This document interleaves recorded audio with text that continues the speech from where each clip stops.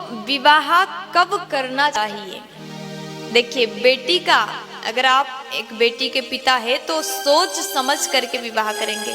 विवाह करने से पहले हर एक पिता सोचता है कि बेटी का जब शादी हो जाए, घर परिवार बढ़िया मिल जाए, उसके पति अच्छा मिल जाए, तो विवाह करने से पहले हर एक माता पिता इस बात को जरूर ध्यान से सुनिएगा। और केवल सुनना ही नहीं, इसको आप अपना करके भी देख लीजिएगा, रिजल्ट बड़ा अच्छा मिलेगा। कौन सी चीजों का ध्यान रखना चाहिए? कहते हैं बेटी का विवाह कौन से महीने में करना चाहिए, कौन से महीने में करने से क्या फल मिलता है। तो यहाँ पर कहते हैं कि बेटी का विवाह अगर माघ के महीना में करते हैं, माघे धनवती कन्या, बड़ा सुंदर वर्णन है महाराज।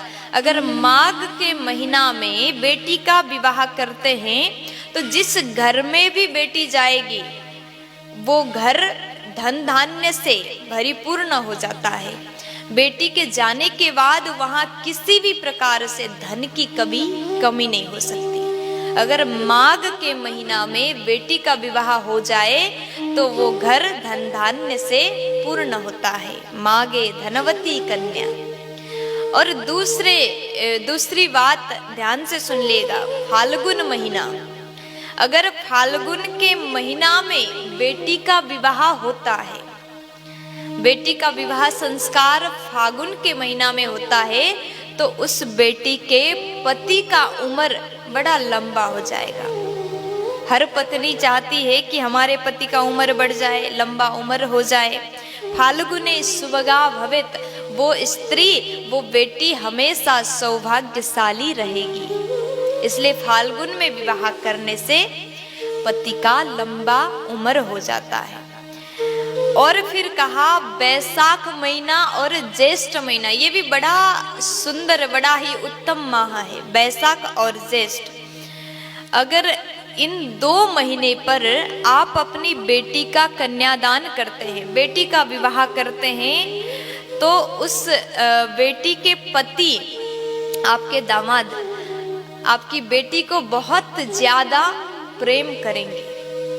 पति का प्रेम पत्नी को बहुत ज्यादा मिलता है। जैसे कि भोले बाबा को माता पार्वती प्राणों से भी प्यारी है, उसी प्रकार प्राणों से भी प्रिय दामाद बेटी को मानता है। इसलिए बैसाख और ज्येष्ठ महीना में शादी करते हैं तो ऐसा होता है। बैसाखे तथा ज्येष्ठे पति अत्यंत वल्लभा। बैसाख और ज्येष्ठ महीना में विवाह होता है तो पति पत्नी में बहुत ज्यादा प्रेम बढ़ जाता है। और उसके बाद में वर्णन आता है, आषाढ़ में विवाह हो गया तो कुल वृद्धि होती है। अगन महीने में विवाह होता है, ये भी शुभ है, ठीक है, शुभ है अगन का महीना भी। और सावन में विवाह अगर होता है तो इस समय विवाह नहीं करना चाहिए, क्योंकि इस समय देवता सोए हुए होते हैं। देखिए, विवाह संस्कार में मंत्रों का उच्चारण होता है।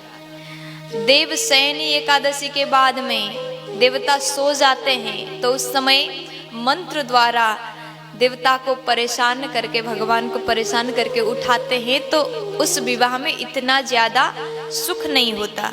इसलिए आपको चाहिए कि बैसाख, जेठ और माघ, इन महीना पर बेटी का विवाह करें। आषाढ़ में भी कुल वृद्धि है, इसलिए जब भी बेटी का विवाह आप कर रहे हैं तो इस बात को जरूर सुनेगा। अत्यंत लाभकारी बात, लाभदायक बात हमने आपको बताया, इस बात को आप सुन लीजिए और बेटी के विवाह से पूर्व जरूर ध्यान दीजिएगा, जरूर चिंतन करिएगा।